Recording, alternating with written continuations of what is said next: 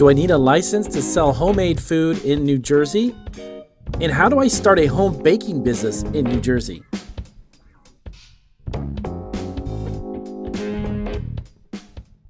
New Jersey has introduced a brand new cottage food law, and in this video, I'm going to go over what you can sell, where you can sell it, how much, and a whole bunch of useful information for anyone looking to start a cottage food business in New Jersey. In this video, we are going to cover the brand new cottage food law that has just been started as of October 2021 in New Jersey. Has a fantastic new cottage food law. It is the last state. The state of New Jersey actually was the last state to pass cottage food law. So the health department eventually developed guidelines to enable cottage food companies, which went into effect October of this year. After numerous attempts to try to get a cottage food law up and running, they finally did. Let's see, take a look, about 10 years ago, multiple lawsuits actually had to be filed in order for them to get started. But they finally got their cottage food law, and we are going to hop into the specifics as to how it works. And plus, remember, down in below this video, I'll have a whole bunch of links to our website that have additional links for the New Jersey, specifically the state of New Jersey's website, so you understand. Now, a couple really quick side notes. Producers are unable to sell their items through shops or wholesale since they may only sell directly to the end customer. Keep that in mind. So you have to sell directly to your customer, and you're allowed to sell up to $50,000 a year. Producers, also cottage food owners in New Jersey, must apply for a permit and complete a food safety manager's training course. Now, these two together are around $200. It's $200 to $300. And that's every 2 years, which is great. So that permit will actually last for every 2 years. So let's dive into this. So what we want to get into specifically is I'm going to go over what the selling, where you can actually sell your cottage foods in New Jersey. Number one, local events. Now, you can sell online as well, but orders must be picked up or delivered in person, which is kind of unique and a little bit of a challenge. Honestly, I'm an e-commerce business guy myself. I don't know how you can buy something online in one part of New Jersey and you're not going to drive it 7 or 8 hours. It doesn't make any sense. But eventually, hopefully, they'll just let you start shipping over state lines or shipping from your house. That would be great. Farmers markets, roadside stands, and of course from home. Now, in New Jersey with the brand new cottage food law, if you want people to come to your home, if you're okay with that, you can actually have people come and pick up the product at the home where you're making it. So that's kind of cool. Now, delivery and home pickup is allowed, the types of delivery services for the products. When I say delivery, though, it has to be delivered in person. You can't be using a third-party delivery company, like let's say Uber Eats or something like that. You cannot use one of those types of resources. Now, what are prohibited, Damien? Where can I not sell it? Okay, you can't sell it to retail stores. You can't do catering. You can't do mail order. Mail order, of course, is shipping the product over state lines. And wholesaling your food products, unfortunately, just not yet. You can't do that. Restaurants, cafes, like coffee shops, you can't sell your products to as well. It has to be directly to the end user. Now, when you start selling through Cottage Food Law in New Jersey, they also requested that you have to have a sign that says, this food is prepared pursuant to New Jersey NJAC 8-2411. Now, that is specifically the bill. In a home kitchen that is not inspected by the Department of Health. You will not be inspected, by the way, by the Department of Health. Keep that in mind.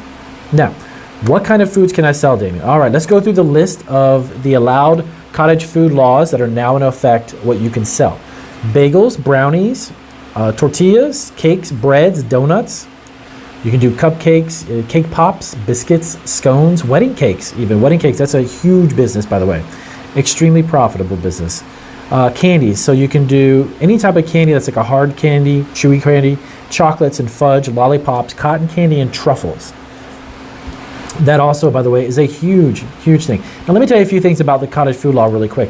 It is a great idea to start this from your home because your investment is very minimal. If you try to do this type of business in a commercial setting, you're going to have a huge rent over your head, which you already pay for, by the way, with your mortgage, and maybe you're renting your home. You're going to have also garbage pickup, water, utilities. There's a large investment, and then equipment, employees. I mean, it goes on and on. So the idea of starting a cottage food law in New Jersey out of your own kitchen is going to save you a lot of money. It's going to give you also some experience and opportunity to try this business because it may or may not work. I mean, hopefully it does. And that way you can transition to creating a packaged food product and then getting into retail stores or online. I mean, there's a lot of opportunity when your business succeeds at home under cottage food laws. So keep that in mind. Now, you can also do syrups, vinegars, nut butters, mustards, honeys. cereals, jams, jellies, pies, empanadas. But the empanadas, by the way, they can only be fruit. They can't be the actual one that has meat or protein. Those are time and temperature sensitive, and those are considered potentially hazardous food products. That's not allowed pretty much in every cottage food state, to be honest with you. So the other thing is snacks.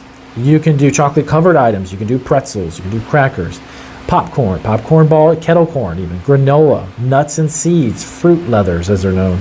But prohibited items are things that are potentially hazardous products. So time or temperature sensitive, like meat jerkies. Unfortunately, you can't do that from your home.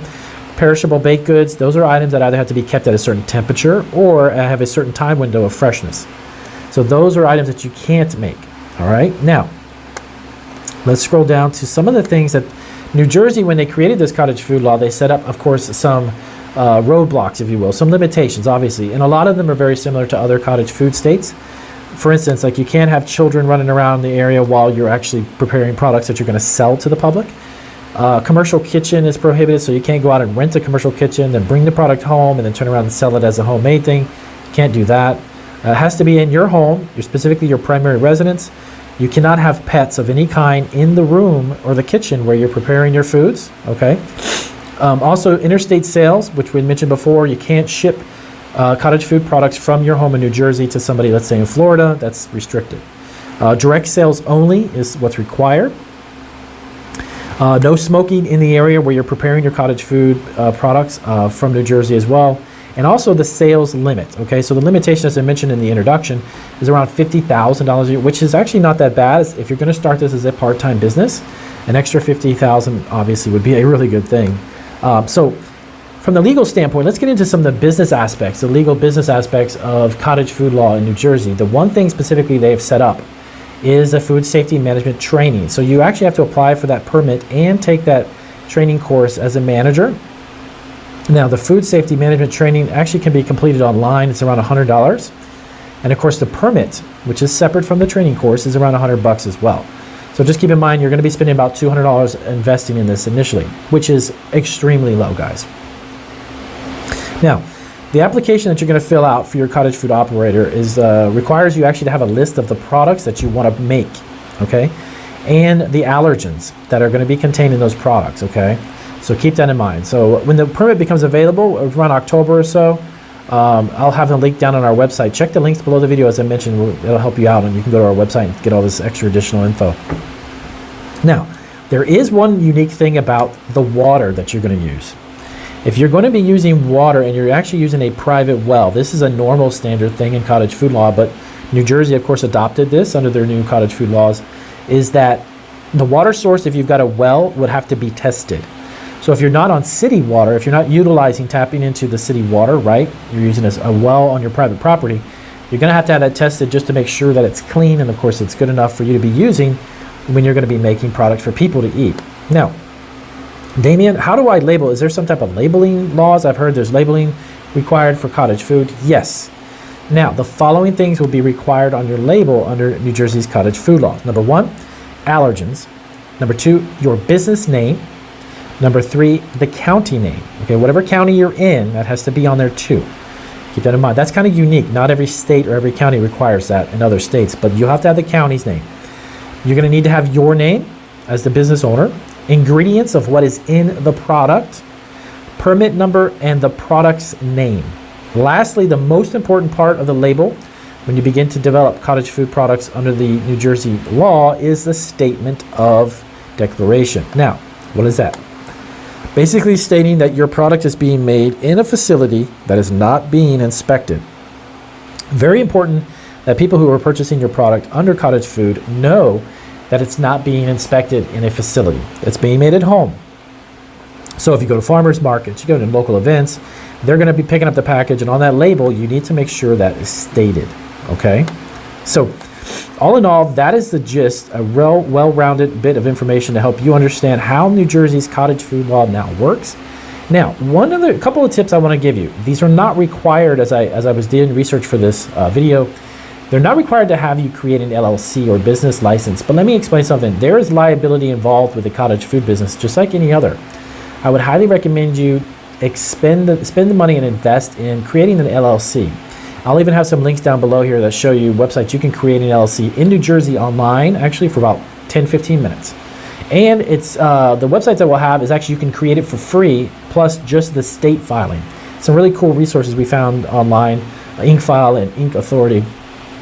These are websites that you can literally, in your state, you can, at the comfort of your home, where the cottage food is going to be done, just go online, you can create that LLC. What that's going to do, a limited liability corporation filing, is going to eliminate the responsibility or the liability from your personal to business life. So your business itself can absorb any possible litigation or legal issues that comes up with food business, and you personally won't. So you wouldn't be able to be sued for your house or your car or everything else that's not part of your business. So look into that a little further, take some research, spend some time doing your due diligence, but you definitely want to invest in a LLC, which is going to help you maintain a separation from your business and personal life, okay? So that's it. If you guys have any questions about New Jersey's cottage food law, let us know down below. I hope this resources were definitely helpful in this video. Down and below, like I said in the description, look at